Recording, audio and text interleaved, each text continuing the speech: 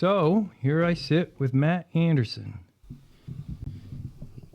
Matt and I met through a mutual friend and haven't really met, just introduced each other, and he came over this morning to talk. There's an issue with the schools and anti-ICE protests and BLM protests, in my opinion, not anybody else's, and lack of reading, writing, arithmetic, and I'm sure we're going to head down that path. Am I wrong in that? No, that's you're absolutely right. I mean, it was a kind of a vague post on Facebook that really put this in motion. You know, I didn't attribute it exactly to ICE or protests or anything. I just kind of mentioned that the Westbrook schools had just kind of let all the kids out, not let them out, but kids that felt like they needed to protest by doing this walkout, they just walked out. You know, what would you say about the kids that say that they have friends or other kids that aren't coming to school and they're walking out in defense of them? I mean,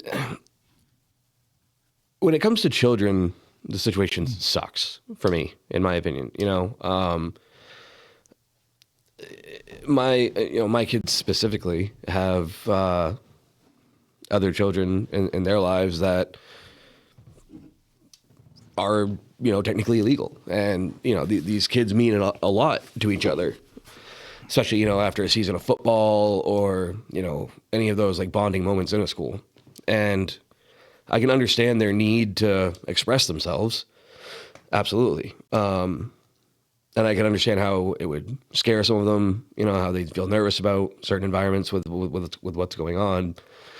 But I wholeheartedly believe that if we're going to entrust the schools to have our kids for 6, 7, 8 hours a day, that, they'd offer some sort of middle ground, or at least a better communication. I don't have a problem with the kids wanting to, get together and demonstrate or express how they feel about things. It's our right. What I have a problem with is I had to find out that 100 kids left my kid's school from one of my kids.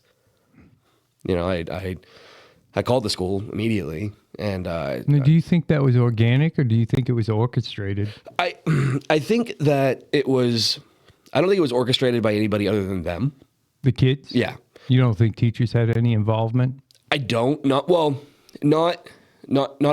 at that level, right? I think that what they see on social media, with what's going on in larger cities or, even in Portland, and the influence that teachers might have in that area on those kids, may have effect, trickle down effect. But I don't think that I like to believe that the parents or the teachers rather in Westbrook specifically, I don't think they had anything to do with it. But they also. How well do you know the teachers in Westbrook? The middle school, I know them pretty well. No, I'm sorry. The elementary school, I know them pretty well. The middle school. Oh, so was this elementary school, middle school, high school? It was middle school, but I have children in both. Okay. Yeah. The event specifically was middle school, and yeah, I mean, I don't know them well because, going back to football, even the Westbrook Middle School football team isn't a school effort. It's a town thing, right? They don't have a team in the school, so it's like there aren't very many occasions where the parents are allowed to fraternize with the teachers, other than once or twice a quarter or however often you do the parent teacher conference thing. But even that's still done by Zoom. So the way you're describing it, the bigger picture here is the fact that social media, the news outlets, or the influence from outside of the school is projecting a picture that's one-sided. Is that fair? And then therefore the kids react to a one-sided conversation thinking... I wouldn't say that they're all one-sided, but I would say that the ones that are most accessible are pretty one-sided. I don't think my son goes home and watches Fox News. You know what I mean? Right. And with the way the algorithms and everything works and anchor scrolling and everything, if all of their friends in Portland are on one news channel or one news outlet on Facebook is describing what's going on there, and, you know, 3 of them share the same article, or 3 of them look at the same article on their computer. Now that's all that they're going to receive. And do I think that certain, you know, news outlets are one-sided? Yeah, absolutely. But I wouldn't say it's a, you know, every one of them is telling everybody to think this one way. I just think that they're only exposed to one side of the conversation. So for me, I live in kind of a vacuum. I've been really focused on other issues, right? So I knew, and then I have friends who were prior law enforcement, and I had gotten wind of this or that or the other. And then back at the state house, meeting, talking to people, and I'm hearing stories about doors getting, and this wasn't on the news, but doors getting kicked in people's homes, and they're in there raiding them here in Maine. Yet I can find nothing. And so I wonder how much of that gets filtered down to the kids too, because you're talking about other politicians. I'm a state rep, other state reps, state senators talking about doors getting kicked in and ICE going in there like the Gestapo and ripping people out of their homes. And I immediately go, I know nothing about this. For me, a sovereign border is important. For me, capture and correct criminal activity is important, especially when it jeopardizes the safety of a community. With the fraud allegations that are out there, with all here in Maine, we've been pretty blessed. Other than running people over constantly, the immigrants and the fraud haven't been that big of a criminal organization, other than the fraud allegations. So it's not like they're out raping kids like you hear on the national media or all the other stuff, but it still needs to be dealt with. So here in Maine, it's not as big of an issue, and I wonder what the kids are hearing. Have the kids told you any stories about anything they heard that is happening one way or the other to the immigrants, and or that the immigrants are doing to citizens? I definitely. And that was a long way around the barn. Sorry. Yeah, no, totally. I haven't heard anything happening, and I also live in somewhat of a vacuum. You know what I mean? All I give a shit about is my community, my kids, my community's kids. That's what I care about. So I do frequent, you know, the local watering holes. You know, there's not a bartender that doesn't know me in my area. You know what I mean? So I hear enough of what's going on, but I haven't heard anything like. Let me put it this way: the most dramatic thing I've heard is that ICE was at Chick-fil-A. I'm not actually good American restaurant. Yeah, I'm sure they didn't turn them away. No. Right? I mean, and their choices are pretty limited in southern Maine. Yeah. So. Yeah, you know, and conducting a raid or just having a chicken sandwich? Kind of, from what I understand, just press checks. You know, is my gear on right? Sure. Standing in a team guy gaggle. You know what I mean? There's team people, I guess, guy girl, whatever. No, there's no political correctness here. We're good. Fair enough. But I don't. A for effort. Thanks. I don't recall any stories coming from that though. You know, my son hasn't come home and said, you know, hey, this person or this person's gone. You know, he hasn't come home and said, oop, that's going to suck. Okay. He hasn't come home and said, you know, ICE came to my school and took my buddy, you know, anything like that. But I have heard it, again, secondhand information, like, you know, XYZ works at Hannaford and got picked up. You know? Yeah, I've heard those too. Yeah. But I didn't hear from him, so I don't. That story specifically didn't sound like it made it back to him. But the conversations in my circle are so candid, you know, and open and honest, because we don't want our children to be blind to obviously the explicits and things like that. But we don't want our children to be blind to what's actually going on. Like, we don't shield them from the conversation, you know. But it's that part of the action plan specifically I haven't heard anything from them about that. I would venture to guess that you, myself, and our mutual friend have the same parenting style. Yeah. I didn't hide much. There's no reason to introduce sex to a 5-year-old. Right. Other than that, it's pretty much be honest, be open. Yeah. This is the world we live in. Yeah. So I wonder if those kids that walked out even knew truly why they were walking out. Dude. So Or is this just an excuse to get out of class? it's A, B, and C, right? There's kids that knew. There's Or assume they knew the right thing. Yeah, there were children that believed in their conviction. There were children that believed in their conviction as well, but didn't realize that they were on the opposite side of the argument. And then there were kids, unfortunately, like my dum-dum, that were just like, oh, are we leaving school right now? You know what I mean? I don't have to do a math test? Exactly. Yeah. You know, and my son even said to me, like, Dad, how can you be mad at me? Like, you know, you love ice. And I was like, all right, dog, like going out and saying I love ice is a little aggressive. I believe in the process. But I was like, but you were supposed to be walking down the street saying that you don't like ice. That's what the protest was for. And he was like, oh, you know, like he's just dirt bikes and football and backflips and A normal boy. middle grades, C student, you know, and that's fine. Yeah. Normal boy. Yeah. And all of his friends, exactly the same. I was out last night with his best friend's father, and we were talking about this, you know, because he was one of the dads that I called when I heard what was going on. And he was like, 100%, you know, I would have done the exact same thing at that age. And I was like, well, the world was different then. You know, he's only a couple of years older than me, but the whole country was different then. Your teachers wouldn't have allowed it. My No. teachers would not have allowed it. No. I'm 52. My teachers would not have allowed it. And they would have also had a discussion about both sides of the coin. Right. That was one of my favorite parts Which is about why school. I asked how much of this was influenced by the teaching stuff. Yeah. Now, here in Auburn, they decided they were just going to wear black, Mm-hmm. right? And so my wife wore fuchsia. Okay. Whatever. Sure. And in full disclosure, I filled out an application for Border Patrol.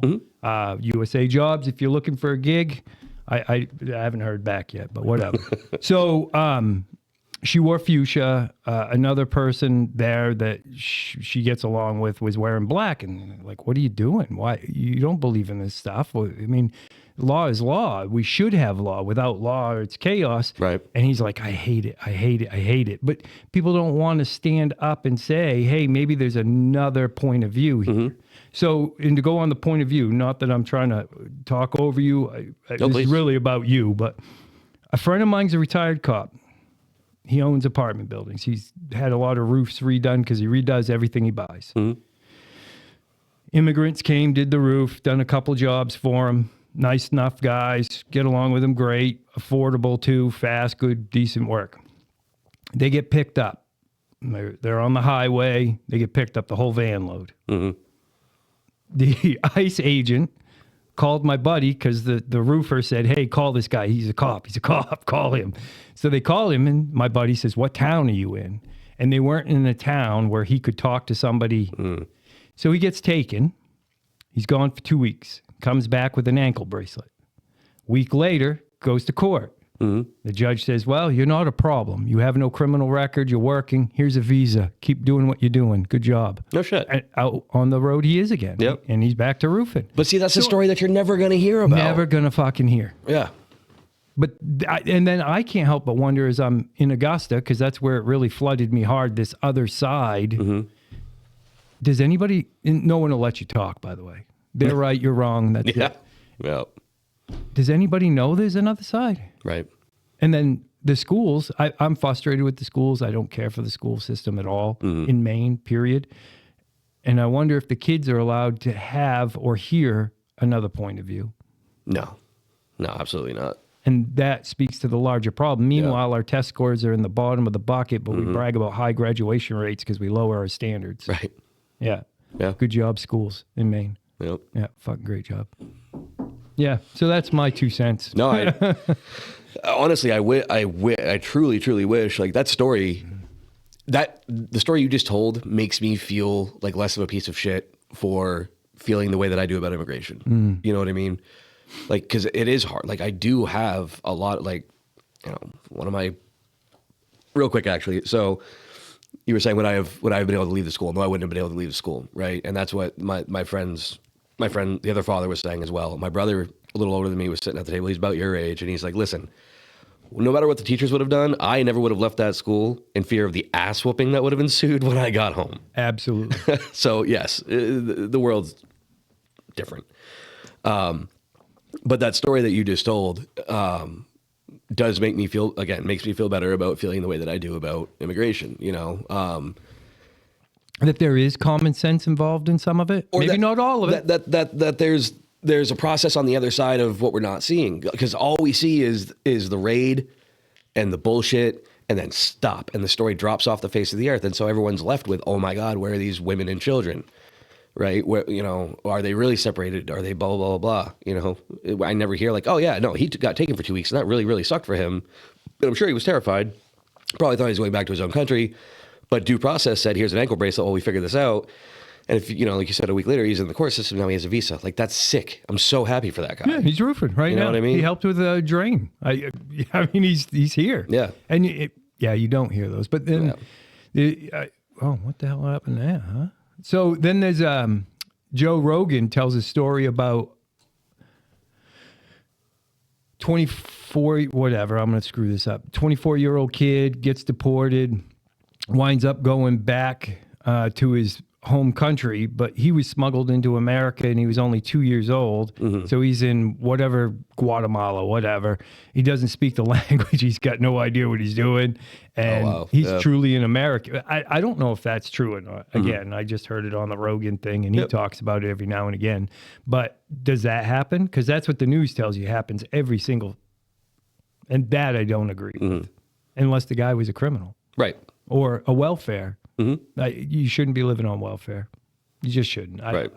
You just shouldn't. You should be a way to get off of welfare. And if you're coming here as an immigrant, it shouldn't be on the back of you and I. I wholeheartily agree. And it's not even that I don't like when I refer to welfare, I'm not well-being. I'm fine with participating in everybody's well-being, right? Like, well, an American citizen. Right. I'm going to go a little more extreme here. You need to be a citizen of this country to receive the benefits of this country. I'm not saying constitutional rights like you should be able to. Well, I don't even know about that. Constitutional rights don't apply either, motherfucker. Right. If you're not a citizen of this country, I'm sorry. Do the work. Become a citizen of the country without having your interpreter take your test for you to get naturalized. and then let's have a different conversation. But when we were kids, and I remember this was true with the Cambodians that came over, and they turned out to be decent people. My father was a Vietnam vet. He hated them. I got to know them. They were actually reasonable people.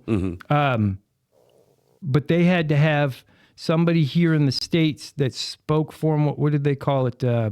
Pledged for them. No, there's a name for it. Like a sponsor? Or? Sponsor them. Thank you. That's the exact word. Somebody had to sponsor them to come over here. They weren't allowed to collect welfare benefits for like 5 years or whatever it was. They had to have a means to feed themselves and take care of themselves. Yep. And then they were expected to assimilate. That is gone. We have Somalis here in Lewiston that have been here 20 plus years that still don't speak English. Right. Or choose not to speak English, whatever it is. And now you've got this cultural hub, and I get it, safety with like people, but that's not what it's supposed to be. We're supposed to be a melting pot, not a separation pot. Right. Yeah, the stew isn't very good if the flavors don't mix. You know what I mean? Yeah. So like bananas and rice. Boy, we could go down a fucking rabbit hole on this. Yeah. No, and now you're a racist, and I am too, and I really don't give a shit. Yeah, it sucks. Yeah, it's a tough way to live. It is. What were you saying about the people coming over and assimilating, immigration and all that. When I was, I don't know, 21 maybe, my first son was, so I turned 20 in October and my first son was born, I turned 20 in October. My first son was born in December. So I was super young. And I worked in Portland downtown waterfront, back when it was like sick, thriving place, tons of people. And there was this restaurant called Pacherino, which isn't there anymore. COVID kind of undid that, as it did a lot of restaurants, which is a whole other rabbit hole. But the family that owned it were from Milan. And they had only lived in the U.S. for like a week longer than the birth of this business, this restaurant. And, when they came here, only their daughter really spoke English. So it was a husband and wife and a daughter. And when they came here, only their daughter really spoke English, and they bought a house in like Falmouth. Bought a couple of cars, bought this business, all the stoves and everything that go into a restaurant, the seats, the glasses, everything. Really, really great place. It was an authentic Italian pasta restaurant. People just got off a plane and opened an Italian restaurant. It doesn't get much more authentic than that.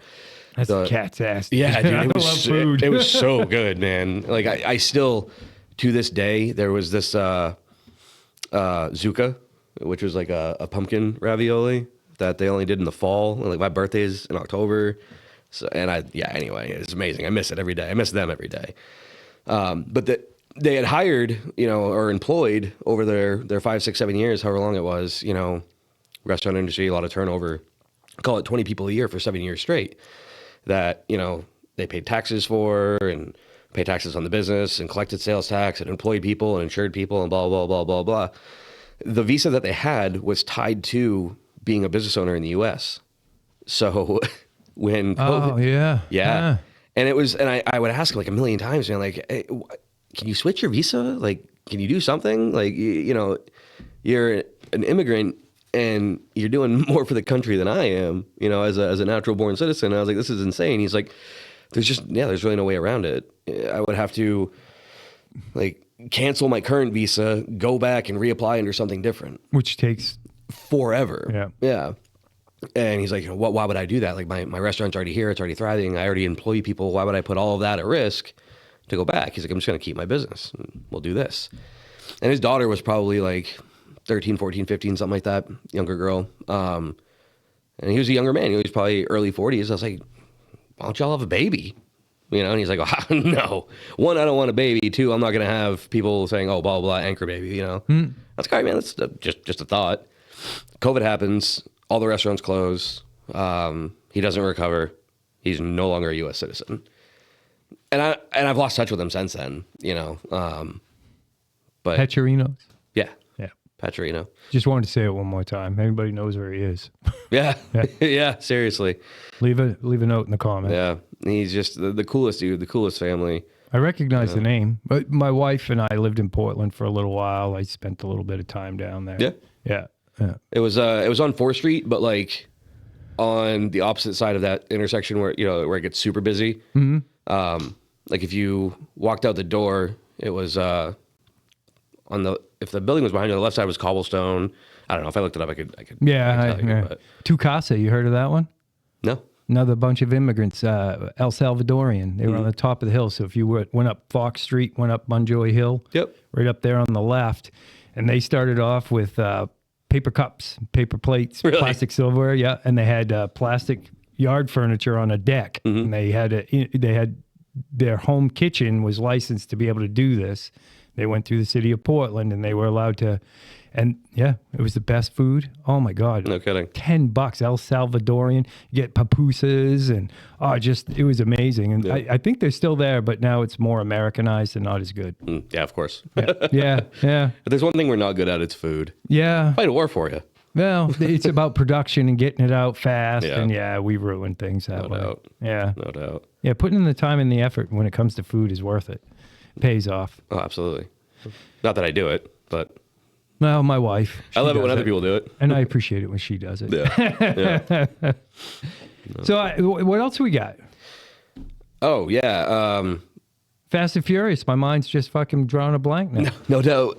Well, so to kind of go back to the kid conversation here, or the school conversation, I had found out what was happening from my son reaching out to me. And I'm like, what are you talking about? Like, you're obviously messing with me. Like, there's no way this is happening, And he's like, no, man, like, listen. And I can like hear kids in the background. I'm like, all right, well, that could be lunch. That could be recess. My kid's a dink. He's always trying to get me worked up, So I'm like, there's just no way. So I jump on Snapchat. All the stories are these kids just flooding the sidewalk. So I called the school. I said, hey, this is going to be a really strange question. Are all the kids in school? And she's like, you know what? That's not a strange question at all. She's like, you're the first person to call. But just so you know, yeah, the kids have been talking about this walkout which one? Okay. Why didn't I get a text or a call or an email about that? But we've It's got a safety issue for sure. right. And she's like, we've got, adults or staff, whatever, at every doorway. And I was like, all right, great. So you're not letting anybody leave. And all the kids are there. And she's like, yep. I was like, all right, great. So why is my son calling me from 10 blocks So they away? lied to you? Yeah. I was like, why is my son calling me from 10 blocks away? And so I go back to how much of that was influenced by the teachers. If they're willing to lie to you. That's a damn. Lying liars who lie. Yeah. That's what they do. They lie. Yep. I never even thought of that. Yep. I just kind of thought it was like a CYA moment. Not that that would be the right way to do it, but yeah. Yeah, so those CYAs just keep going. Oh, Yeah. we didn't influence it at all. Well, I have no reason to fucking believe you. Right. And it speaks to a bigger problem. And it makes me think. So I met this woman, Amy Sussman. You familiar with her? No. So she was the woman who exposed the fraud in the Lewiston shooting funds. Oh, okay. I met her, I had an opportunity, and it was kind of a curveball for me. So Katrina Smith, who is the minority leader for the Republican Party in Augusta House of Reps, right? Mm-hmm. So she and I sat with Amy and we had an opportunity to ask her some questions.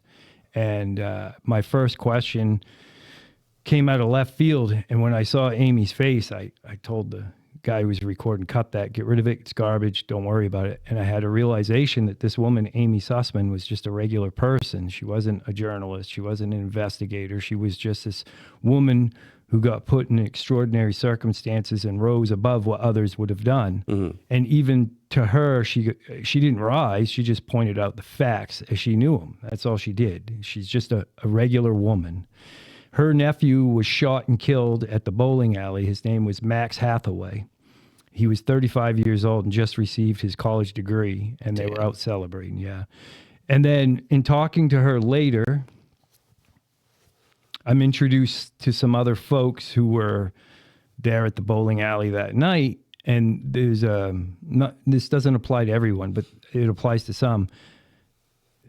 And a friend of mine says, you were raised by hyenas. So you had no mentorship or guidance. So these people are trying to make their way through. Here we are, 2023, 3 years later, 2 years plus later, and they're trying to make their way through this with horrific wounds and injuries and unable to provide for themselves or their loved ones.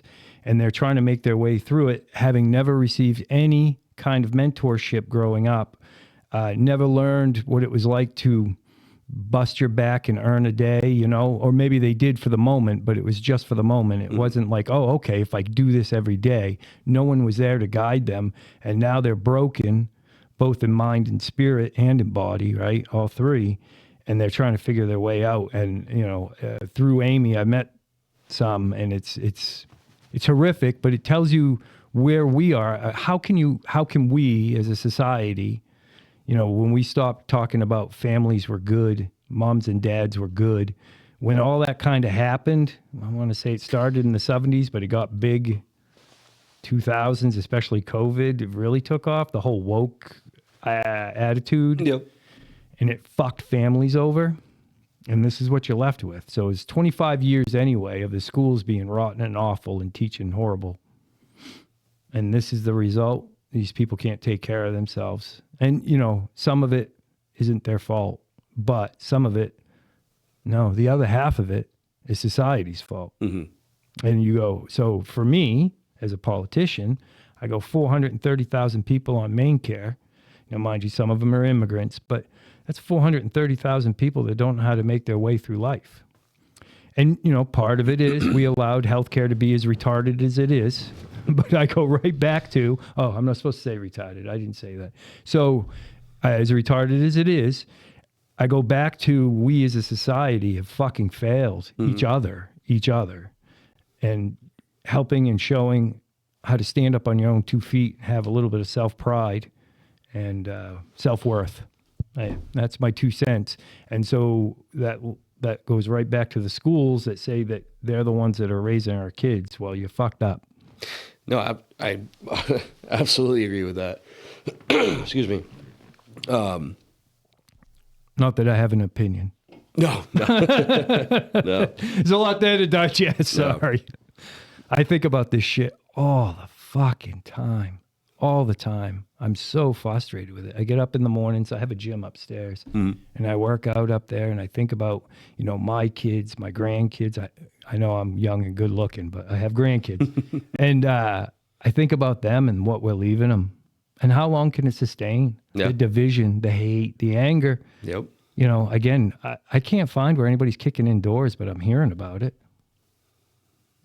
When? Right. Yeah. I actually here in Maine, I didn't see anything that would be considered grotesque done by law enforcement, federal law enforcement. No, yeah, not in regards to immigration. No. And I mean, even Auburn, Augusta is still Southern Maine. I mean, you're not even. I mean, there's people that think Bangor is Northern Maine. Yeah. It's very much not. But the line of personality type and definitely party type changes pretty significantly, around the Bangor area, and then of course north of that. But everything north of that, where that action would be more, the grotesque, if you will, I'll use your word, side of things would be more accepted, is where the problem doesn't exist. And people are so afraid of, saying things like that because of the fact that you will immediately get labeled as, a racist or whatever. And Uncaring. yeah. And that's how the woke agenda grew to what it was, because it was supposed to be out of understanding and caring. And, it's not like they had a choice in this. Well, no, but you're pushing them towards it. Yeah. There's a difference. Dude, so I personally, I was about as entrenched as you can be in the availability of resources and being allowed to sit around and do nothing with your life. Been there. Yeah. So I was born in 91, so 9/11 happened like a month before I turned 10, right? And at that time I lived in Seabrook, New Hampshire, and my mother lived through a lot of trauma in her life, so she's always struggled with substance abuse. And my dad was a long haul trucker, so he was never really around. My mother did the best she could, like truly. 9/11 happened and she lost her fucking mind. And 6 months prior to that, my sister was abducted and killed. So Whoa. yeah, What was her name? Hope. Hope Andrews? No, Ward. We have different fathers. Yeah. That actually happened in Maine. How old was she? Like 14. Sorry. No, thank you. It's a big part of who I am, but it's more about this specific part is more about what it did to my mom. I was obviously heartbroken, and it affects my whole life. My oldest son, his middle name is Hope. She'll be with me forever, but she lost the ability to be a mom. Between we lived right next to a power plant, like a town or two over from Seabrook. She lost my sister.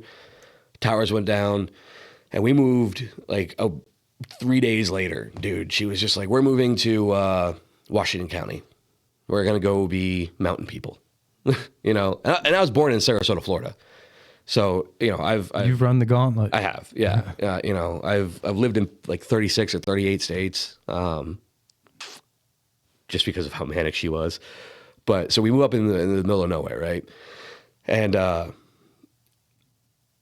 my dad got a different job up there. Again, did the best he could. She did the best she could. But at one point, it was probably about a year later. She's like, I can't do anything except drink. I can't take care of a kid. You're gonna go live with your aunt, right? And she didn't say it like that, obviously, but she's like, you're gonna go live with your aunt, her sister. And puberty's coming along and testosterone, and I'm pissed at the world, and lost my sister. Mom can't handle me, so I'm acting out. Aunt can't handle me, so you're gonna go live on a farm. All right, cool. Living on a farm. They can't handle me. Well, you're gonna go. I forget where I lived after that, but I kept getting in fights at school. As a minor, I excuse me. The charges were really starting to stack up, And And you're up in the county. at this point, we were back. I was still up there somewhere. Yeah. Yeah, no, I was still up there. And my parents were like, we're done with you, and I was like 13, 14, something like that. And my probation officer brought me down to Portland, Bangor rather, where they have the Shaw House and Mason Place. Yeah. Are you familiar? Yeah. Yeah. Cannot say enough great things about that place, personally. The staff there, I still talk to I'm 34 years old now. I still, on occasion, talk to people that were there when I lived there. Sally and Rick. I think Rick's passed now, but they funded a majority of that place with their own money, and they were immigrants too. They were from Ireland. Yeah. Great place. But I had a history of fucking things up for myself, right? So, they got me like my license, they helped me get my license, helped me get my GED, all this stuff. Well, before I got my GED, I kept getting in fights, and my probation officer again was like, dude, you get in another fight, you're going to jail. And I was like, all right, so what do I do? And he's like, took me out of school, signed off a piece of paper so I could get my GED at like 15 or 16 at this point, like before 18. Got another fight. Mason Place was like, there's nothing we can do with you anymore, dude. Like, we're sorry. You've had all your chances. I was like, I get it. Like, I'm not mad at anybody here. Where should I go? And they were like, you should find a way to Portland because the resources there are plentiful, especially for minors. So I come down to Portland, and I'm like 16, 17 at this point. Can't get a job because I'm a minor, and I don't have an address. I don't have a phone number. I don't have anything. And, I'm just surrounded by these people that are complacent. You wake up in the morning at the at the time it was the Lighthouse, which was like the kid shelter. Then you walk over to the adult shelter for breakfast. Then you just kind of sit around Tommy's Park or whatever for 2 hours. Go to the teen center around noon for lunch. They're open till 6, 7, or 8 o'clock, and then they start signing people up for beds at Lighthouse again. And it's just a cycle, And one day I was just like, yo, this sucks. Like, this really fucking sucks. Like, this can't be what the rest of my life is going to be. Like, what do I do? So I started taking advantage of, not the resources financially, but the people around me. John Savini still works there. I attribute him with a massive part of my success as a human. I think he works in HR there now, but he was like, well, dude, you got to get a job. I was like, all right, how do I do that? And he's like, well, do you have a resume? I was like, no, I don't even. It's crazy. You didn't even know how to get a job. No, I didn't. Because I didn't take advantage of the American school system. And even if I had, they don't teach you how to write a resume or do your taxes, But he's like, here, let me show you. And, they've got a couple of computers there, whatever. And he's like, so what have you done with your life? And I was like, dude, nothing. Like, I have a 9th grade education. I don't know what I'm supposed to do, right? And he's like, all right, let's put some shit in here. All right, you got your GED before you're 18. That's actually kind of cool. It means you were committed to, getting into the world early. He bullshits me this resume and prints out like 10 or 15 copies. Polishing a turd. Yeah, exactly. Yeah, I get it. And he was like, you can't put the teen center address on there because the employers around here will notice and they won't call you. So you can't put the teen center phone number on here because the employees around here will notice and they won't call you. So I put the phone number of one of the payphones in Monument Square, and then I put the address. I put the address as a random address. Well, two things. First of all, payphone. That existed. Yeah, it still existed. Just the fact you were crafty enough to think of that. Did you hang out by the payphone? Dude, wait for it to ring? all the time. Go on, continue. So the address is 54 Summer Street in Portland, and I don't know who lives there. And, thanks for never calling the cops when you saw me going through your mailbox. But I didn't know how getting a job worked. So every day, I'd run down to 54 Summer Street and check their mail. See if you got like a letter, like congratulations, what, and nothing for me. I wouldn't touch anything else. Yeah. Because, I didn't know if they saw me or not, but like, I just needed this mailbox once a day. And then I'd go eat and I'd blah, blah, blah, blah, and then I'd run to that payphone, dude. And I would sit there and smoke cigarettes and play hacky sack all day.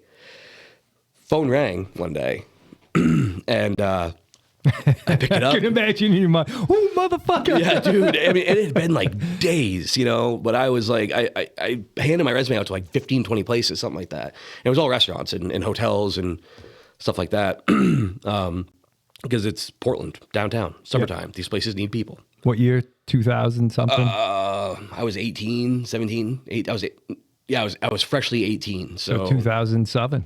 Yeah, right around there. Yeah. And they're like, hey, is this, and my legal name was on my resume. And I was like, yeah. And they're like, we see you're interested in washing dishes for us. And I was like, dude, I'll do whatever you want me to do. I don't care what the job is. If you have something that, is low skill and blah, blah, blah. I was like, I need to start somewhere. I was like, I'll do that. And he's like, all right, how about, and I don't remember exactly what day of the week it was, but let's say it was Monday. He's like, how about Friday? I was like, cool. Yeah. I'm in, right? He's like, 11 o'clock. I was like, yep, I'll be there. And I'm wearing a pink Abercrombie shirt. And I was 100 pounds smaller back then too. And it's skin tight, and I've got jeans and something else. And it was just clothes that had been donated to the teen center. Yep. But they fit me, and I was like, yeah, fuck it. Like, these clothes are fine, right? But I'm like, what am I going to do about this interview? Because, I'm pretty sure I'm supposed to wear like a suit and tie. Again, I don't know shit. Yeah. Right? So I'm like, all right, I'm going to go ask the teen center, see if they have any ideas. And, they had like, they had like 7 or 8 button-up shirts and everything, but they were like 3XL because they had been donated by the places that couldn't sell it. Yep. And I'm like, I don't think that's going to work. I get the bright idea to go to the mall. So I get a bus voucher, right? And I get on the bus with a friend of mine, another homeless kid. And we go to the mall, and I'm like looking, and I'm like, why did I come to the mall? I don't have any money. This was a stupid plan. He's like, yeah, just figure out what you need and go in the changing room, put it on into your clothes, and let's get the fuck out of here. I'm like, yeah, man, that should work, right? Dude, it did not work. They watched you like a hawk, especially when you looked like we did. Yeah. Right?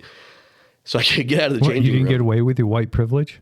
No. I forgot my card. I forgot my card in Florida. Sorry, I had to. No, Window is open. Yeah. And so, I can see the exit of, it was either Macy's or JCPenney. I honestly don't recall which one it was, but I can see the exit that goes back into the mall. Yep. I'm like, sick. This is going to work. Me and my buddy are walking out, and this guy walks over, and he's like, hey, man, I need you to come with me. My buddy goes, nope, keeps walking. And I'm like, oh, yeah, what's up? Like, who the hell are you? Because he just looked the plainclothes person. You were naive. I was, yeah. Fair enough. Yeah. And my buddy just keeps walking, and I'm like, oh, all right, whatever. I'm seeing a few. So I'm like walking with this guy, and he's like, come here for a minute. I'm like, oh, yeah. And then all of a sudden I'm in an office, and there's a cop there, and I'm like, oh, shit. So my first crime as a legal adult was stealing clothes at the mall. So you could go to I could go to an interview, yeah. And I just admit, I didn't know what to do, so I was like, yeah, I did all of that. I don't know. And they're like, where are the clothes? I was like, on me? And they're like, okay, we need them back. I'm like, all right, yeah, that's fine, whatever. Can I go? Nope. Shit. And they're like, what are you, why are you doing this? And I told them, and they're like, wow, okay, well, you probably just ruined all your chances of getting that job. And I was like, dude, like, ignorance of the law is not an excuse, right? But I was like, man, like, this sucks, whatever. Not that I wasn't ignorant of the law, but I knew you couldn't steal stuff. So I go to jail. I'm there for like 3 days. Go see the judge. Where was jail at that point? Cumberland County. You actually went to the clink? Yep. Okay. Yep. I get out like 3 or 4 days later, whatever, and I've still got my pink shirt and my jeans. Actually, no, I got out Thursday night is when I got out.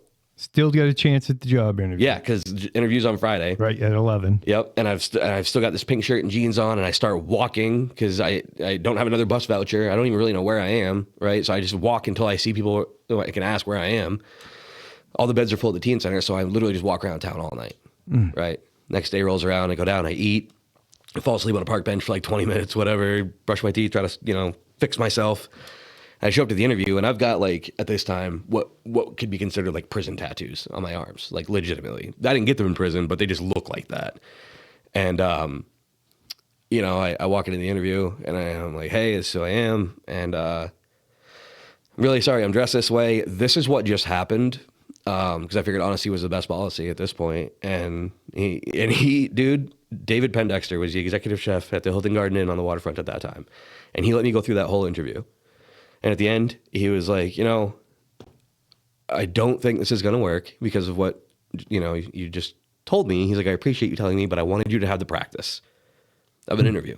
I was like, that's really cool, man. Like, thank you. And I came clean about everything, about the mailbox, the phone number, everything, right? And 2 or 3 days later, he does call me at the teen center. And he's like, "Hey man, like, can you wrap your head around being an adult, make this shit work, show up every day on time, wash dishes?" And I was like, "Yeah, absolutely, I can." And by the time I was done working for Hilton, I was a territorial director of sales. Good for you. Yeah, yeah, What a fucked up story. yeah. That's a really long way of saying, like, you can get yourself out of it if you want to. No, I appreciate You know? it. I've been asked why I do this, and I've said 1,000 times that everybody has a story, and sometimes it's nice to. I like listening to people. Yeah. Yeah. Yeah. I mean, there's a long version and there's a much shorter version, but that's. So how did the progression work? So you start washing dishes? Oh yeah, and then like the lunch cook didn't show up, and they were like, "Hey man, can you like grill burgers?" And I was like, I'll try, whatever you want, you know. And then they like a server called out for like nighttime service, and they're like, "Dude, can you like put on a black shirt and serve table?" I was like, "I can write and read, like I think I can do that." And then the bar manager quit. I became a bar manager, and I was like, I really want to wear like a suit and tie every day, like the guys at the front desk do. Like, can I do that? And they were like, no, because I had huge gauges at the time. They're like, no. Yeah, back then they didn't. No. Yep. Yeah, they're like, no, man, like your ears, whatever. So I took them out, waiting for them to heal up, and shrink. And this is about as good as it's ever going to look unless I get surgery. But the front desk position opened up at a different hotel. And by this time I had a car. Well, my girl I was seeing at the time had a car, so I could travel for work. And we got a place and stuff, as I started making enough money. And so I went and became a front office manager, basically the people that just check people in. Or not manager, but just front desk agent at a different property in Freeport. And took over as the front office manager at that store, or at that hotel rather, and then went back downtown Portland as a manager at a different Hilton property. And just every time something came up, I would just raise my hand. I was like, "Hey, can I do that? Can I do that? Can I do that? Do you know how?" No. So you started, just a couple of questions. Yeah. First, were drugs prevalent? Because I remember they were. I mean, they weren't as easy to get as now, but drugs are in Portland 07, Yeah, I mean, 08, 09. everybody 2010. smoked weed for sure. And if you were at like Monument Square or Tommy's Park, the cops didn't even care. You know what I mean? Because like you're just playing hacky sack smoking weed. I don't smoke weed Heroin wasn't around. everywhere. Yeah, that's what I Heroin thought. and coke were at Suboxone everywhere. And why weren't you one of the kids that get caught up in that? Because I overdosed once. Oh, no shit. Yeah, because I liked to party. Yeah. I did. I loved to party. Now I have a lot more responsibility. I keep doing that. That's all right. I had one guy in here, man. He was like a ninja. Watcha. Really? Yeah. Yeah, whatever. And yeah, I did. If somebody like I didn't really go out and find it, but if somebody had heroin He or was had around. coke, yeah, Yeah. if they It's offered it to me, I would prevalent take with it. that where you were. Yeah. I mean, Yep. And no one told me you shouldn't mix heroin and Suboxone, and I did, and came pretty close to dying, and that sucked. And it scared me. And I didn't want to do that. But I never got like. so what? You just stopped at that Yeah, point? I never got like addicted. It was a very social thing for me, Take it or leave it. Right. Yeah. And don't get me wrong, I would, if it was around, I would take it. I never shot it up. I would, snort whatever. Anything I could put in my nose at that age, I would. But I never woke up and made it a priority. It was more of an evening activity. But there are plenty of people down there that absolutely ruin their fucking lives. There's one girl specifically that is my age within a year. I know her name. I don't know if I should say her name, but That's all right. yeah, she was pretty girl, and used to be part of the whole like homeless kid circle, because there's obviously there's generations of everything, even like high school, right? The same, you got 4 years and then you're done, but there's that whole kind of move through life together, you age through things together. And I remember like 3 years after I met her, I saw her panhandling, and I was like, God damn, she looks bad, right? Just, she was curvy, like a full-bodied woman, and she wasn't anymore. She was just Drugs. gross, yeah. And then 3 or 4 years later, and then dude, like last summer, I saw her, no teeth, like literally one of those things you see online that shows the progression over like 10 years of like a regular looking human, and then somebody that's been completely sucked into drugs, you know, that like sunken in eyes, no teeth. But I know it's her because I've seen her go through this entire transformation, if you will. You ever wonder what the difference is between your mindset and someone like that?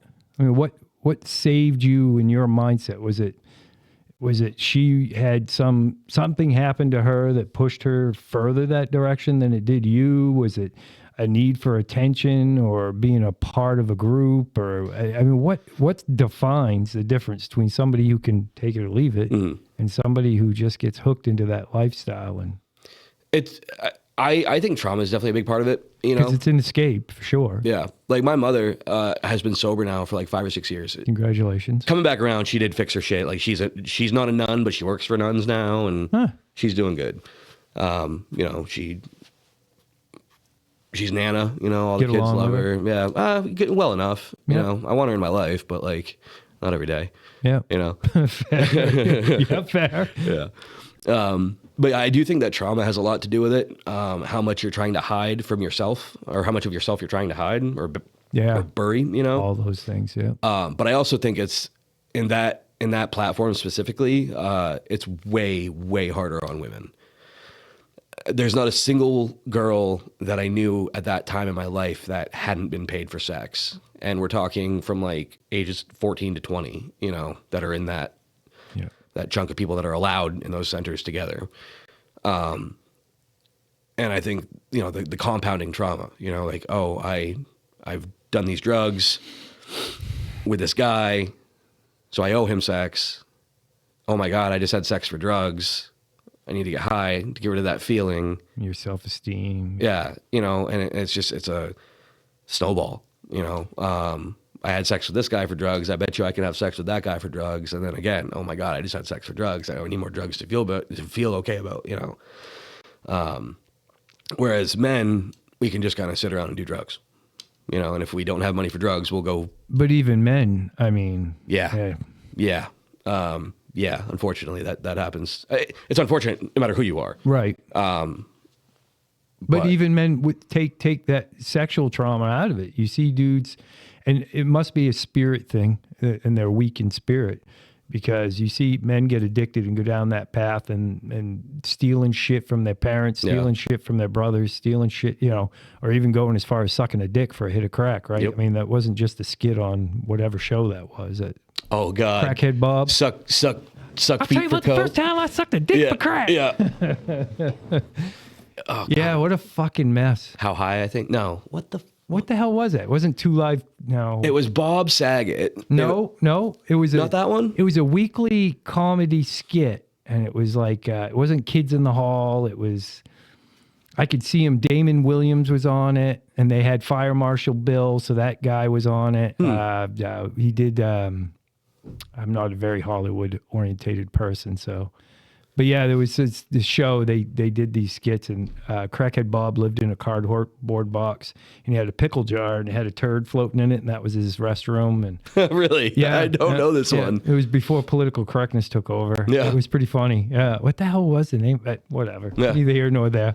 But yeah, the circumstances of the world and the kids, the sex thing really is disgusting, and especially considering all the Epstein shit that started coming out too. Dude, I can't wrap my head around that shit. The pizza shit that was Pizzagate. Oh my God. it's Dude, supposed to be just allegations, right? Now Yeah. you're like, holy fuck. Yeah. So two of the guys that work for me are like, not conspiracy theorists per se, but if something comes up, they want to know everything about it, and then they're going to make their own assessment. Yep. Both of them. And they're best friends too. It's a really weird dynamic. But they're both about 27, so they're you know, 6, 7, 8 years younger than me, whatever it is. And I brought up Pizzagate the other day, and they looked at me like I had two heads. I was like, "You guys know all of this shit about all these? You don't know Pizzagate, dog? Like Alex? That's the real fucking deal, baby. Yeah, Tunnels to the White House. Yeah, and dude, one, I can't believe that they just dropped 3 million pages of documents on us after a year ago saying it was 6 million. I can get over that. And part. after a little bit of time of saying there was no document. Right. Even Patel, bro. Oh, like, you were supposed to be the guy. Bongino.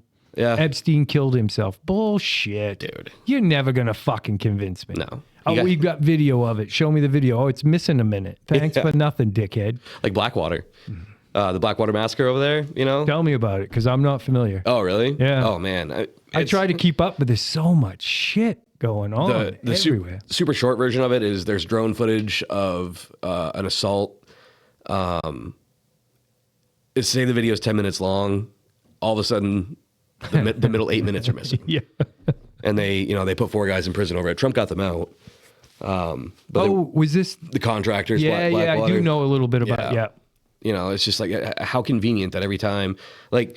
They were the Dude, patsies. they could find a text message that I sent in, 2011 with ease. Mm-hmm. And that could have been 35 phone numbers and 45 phones ago. They could find that shit. But anytime something comes up that, puts that side of the superpower in the bad light, documents go missing all the time.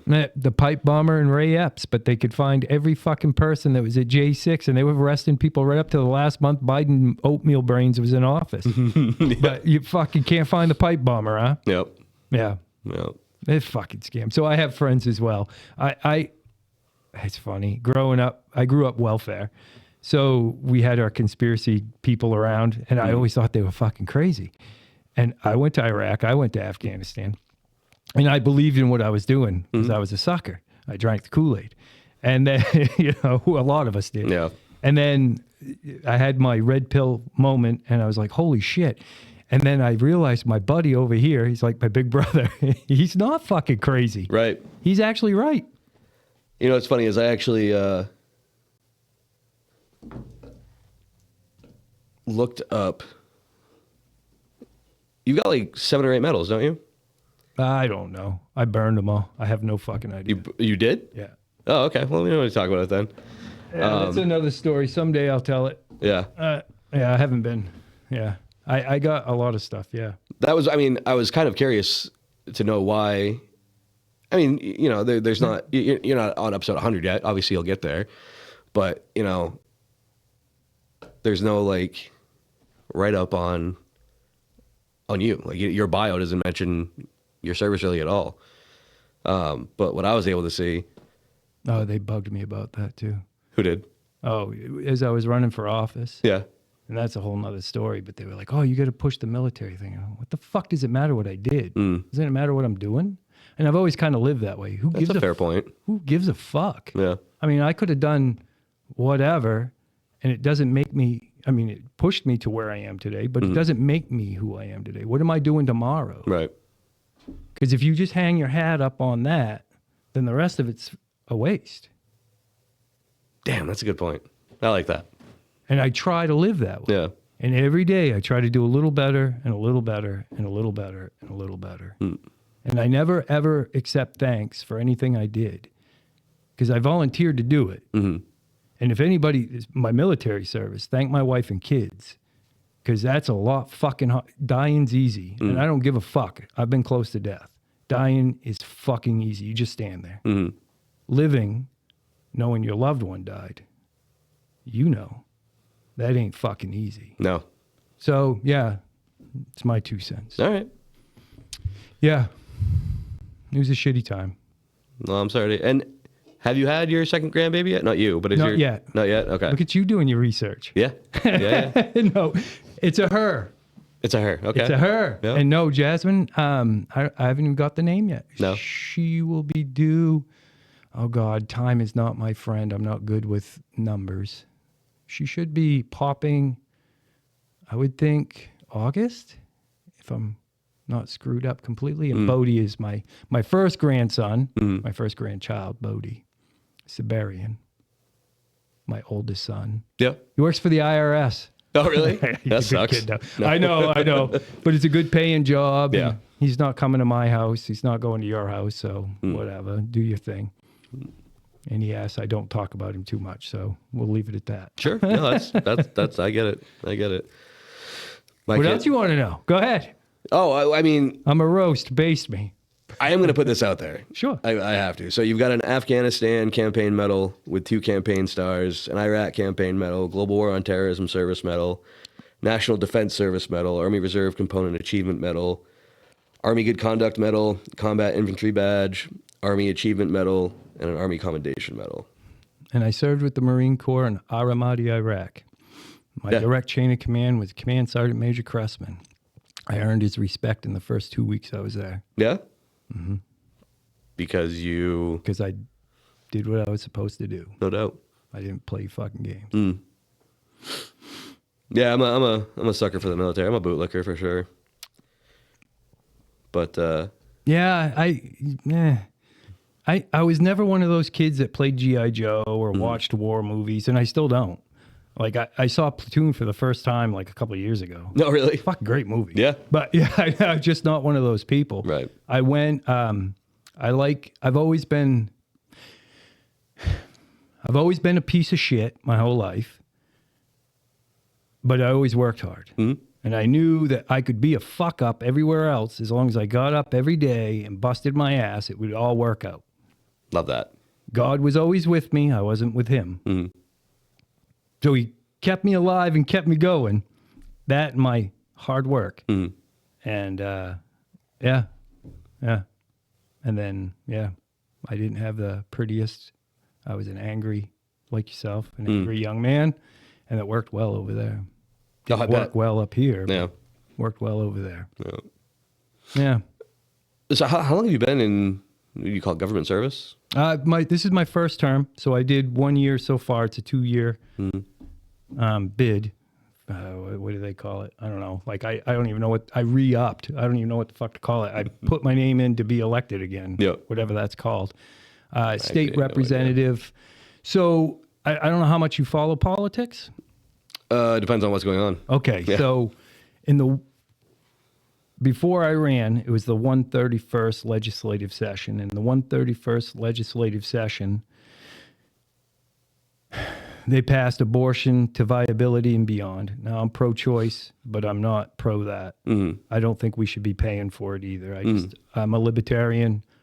I know what's good for me. I got 4 kids. I don't believe in abortion, but I'm not going to tell you what to believe in. Sure. But you cover it. You live with it. You deal with it. And I'm going to be honest with you. It's not healthcare. One person dies. That's just the reality of it.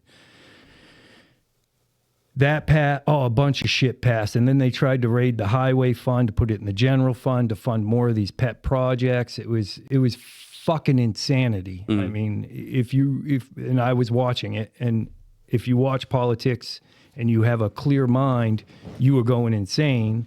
And then Laura Libby reached out to me and asked me to run. She'd got my name from people I work for, and I didn't want to. I said, anybody else, find someone. No one else would run. Mm. And so then it became a mission to just say no to all the stupid shit. And that's what I started off as. And now it's, okay, not only say no, but let's try to make something good of it. Let's expose some stuff. Let's talk. And with the position, I don't know why anybody takes you more serious than anybody else, but they do, which is fucking retarded. Mm. So you put on a tie and all of a sudden you're fucking smarter than somebody else. But whatever. I have these glasses. I keep them around just in case. So I put the leash on and I go speak here or there. Yeah, it's a fucking mess. The fraud thing really bothers me. The school thing really bothers me. And I want to keep pressing on that. Yeah. Yeah. Yeah, and there's some other shit too, but right now those are the big 2 for me.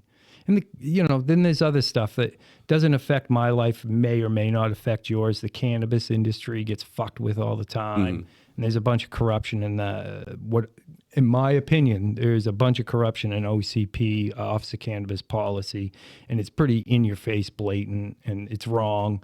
And trying to expose that. There's some good people there that are doing the same thing.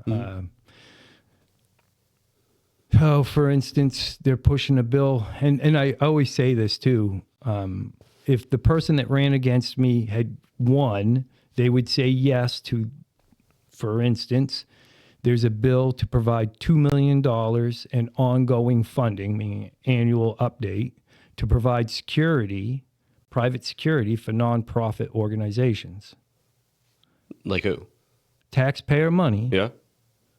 To provide private security for nonprofits, like Gateway Community Services. That was just Why do they need that? Because they're allegedly committing fraud, and they don't.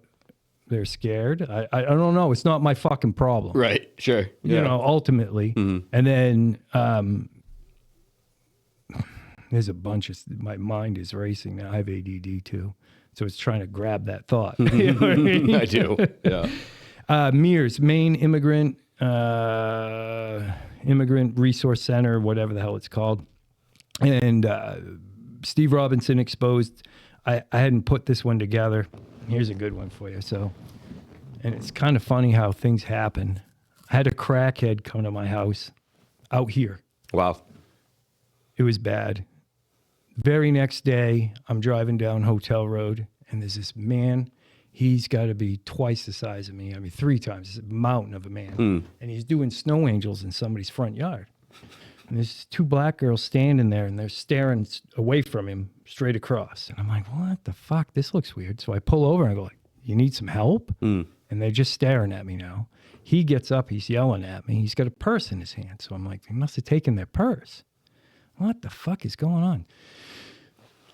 So he walks past them. They follow suit. And I'm like, what the fuck? I called 911. I'm waiting for the cops. They're walked off. I see him turn up a driveway up ahead. Cop shows up. I tell him what happens. He goes, oh, that's a halfway house. They work for him. They don't speak English. Oh. I'm like, well, how could they be any help to that man if they can't even communicate with him? Right. He's like, they're all over the place. And so then I'm listening to Steve Robinson talk to this guy, Sean Ryan, and he's telling the story about how the Rwandans have this scam going where they, and I don't completely understand it all, but they get housing, and it's quasi-state funded house. So there's very little investment by the Rwandan, and they provide home health care.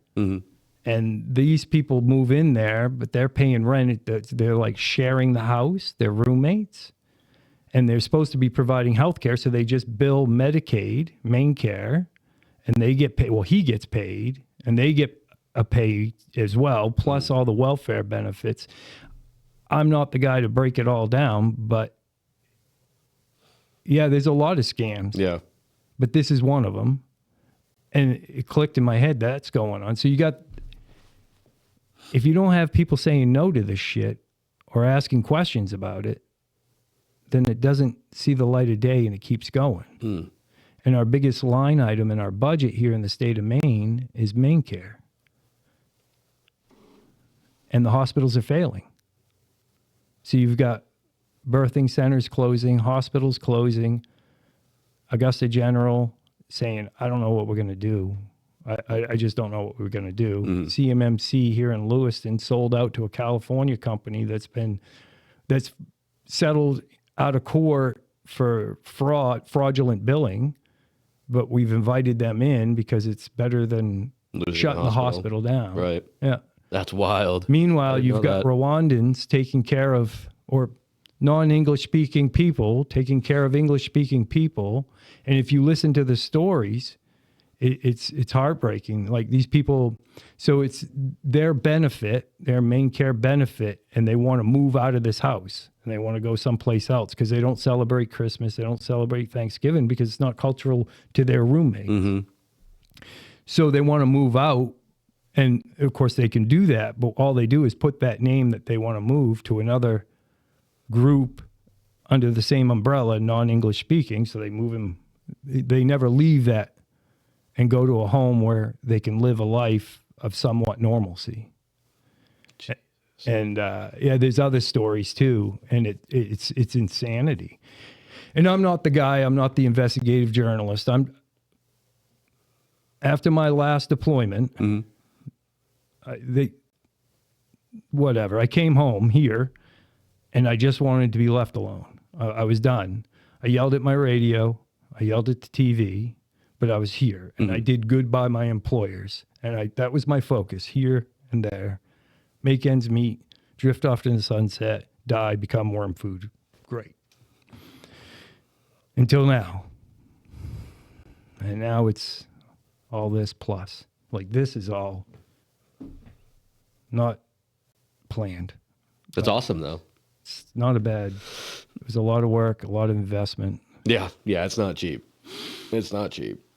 And, it's a grind. at first, just trying to get your word out there, especially when you're on the opposing side of what popular media says is the right side, but grassroots efforts like this are near and dear to my heart. I love this stuff.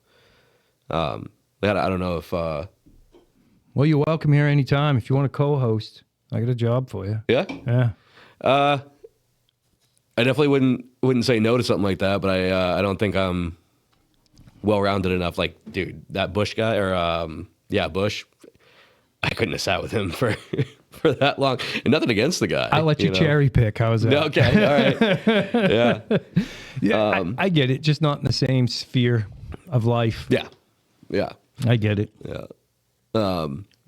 Great, but grassroots efforts, community, taking care of what you believe in, to me, is super important. Like, I don't know if our friend told you about, like what I do outside of no. So, no, I take him at his word. He said, I got a guy you want on your podcast. I said, all right, send me his contact. And I just texted you. Yeah. That's it. I love that man. He is, I would trust him with my life. He's a really, really good dude, and, a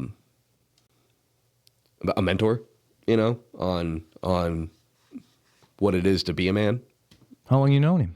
Dude, only like 2 years. And I don't have, like, I have the family that I built, right? Like, I have 4 children, and I have my partner and her family. Partner, you didn't marry her? Not yet. No. Yeah, we've been together like 15 years. She reminds me every day. Put a ring on her finger. Make an honest woman. I've bought her rings, man. And, it just shit happens to them. And, she'll make a comment about like, oh, I want to be married. She's like, actually, I just want a reception. I just want the party. And I'm like, dude, that's not the same thing then. You know what I mean? And, I don't know. We're happy. It works for our dynamic. Cold feet? Her or you? Or No, both? no. Dude, we've been together consecutively for... Yeah, but there's a difference between being together and being married. Oh, for sure. Yeah. I don't know. And it's also, I feel like it's a little bit of a generational thing too. You know what I mean? Like, they say all the time, like, millennials or whatever, the marriage rates and even the birthing rate is I know. crashing. Holy fuck. Across the globe. Yeah. Which... Except the Muslims. Really? Yep. Through the roof. I didn't know that. Yep. At least here in America. Oh, good. Good, great. Yeah. And England. Yeah, I'd have to look it up and double check myself. So allegedly. Allegedly. Mm-hmm.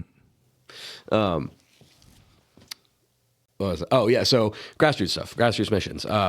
It's easy to get sidelined. Oh, I know. So I have a small riding club that I'm in part of the leadership for. And then the riding club is also, we run a charitable mission. I don't say nonprofit because we haven't done our paperwork yet. But we, all of our financials are, you can go online and see them. We don't hide anything. If we spent $5 on a beer with your donation, yeah, we did that. But, we also kicked in several hundred of our own dollars that month and blah, blah, blah. Obviously when, the paperwork's done, we'll have to be, no more beers on donation money. But, Yeah. the riding club is Steadfast Riding Club. It's, Westbrook, Portland, Wyndham based, Maine. The whole thing is Maine. We're not big enough to help really anybody outside of our community, but the charitable work we do is under the name We Clothe Kids. It doesn't get much more on the nose than that. It's literally our mission. And it's crazy, if I went to Walmart and asked for an in-kindness donation, because we can't say, hey, you can write this off because we don't have the paperwork yet, they'd be like, get fucked, right? Totally fine. That's their prerogative. But, last night I was at Profeno's and I was like, hey man, like there's a fundraiser coming up. Is there anything you guys can donate? And they're like, yeah, how many gift cards do you want? Absolutely. Whatever you need, And Profeno's is locally owned too. In Falmouth? No, it's right in Westbrook. Okay. Yeah. Or like, what are Front Street Design and Saco, You must have a logo, something, right? Patch. Yeah. Must have something we could put on the wall. Dude, I almost brought stickers. I will absolutely get you something. Yeah. And then if you need to, and you need to get it, I don't know if you still, tattooed fat dad. So Yep. I don't know if you have your equipment, but if you ever need to, you want to sit down and do something to post out there and take it for yourself, by all means. Awesome, man. Yeah, thank you. Open invitation. I appreciate that.